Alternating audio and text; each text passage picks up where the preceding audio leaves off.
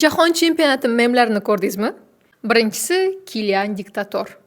Kylian Mbappé, Kylian dictador, el que manda en el campo, el hombre de fe.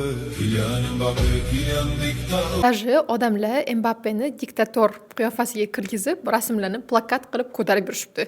Ikkinchisi albatta Haaland.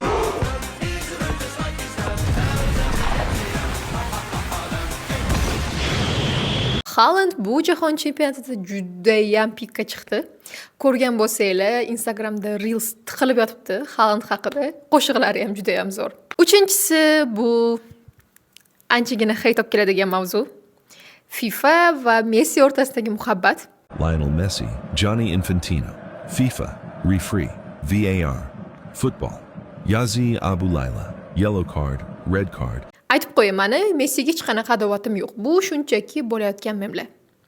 Odamlar juda ham AI ishlatib, videolar qilib tashlashyapti, yana rasmlar ham qo'shgan. Sizchi, yana qanaqa memlarni ko'rdingiz?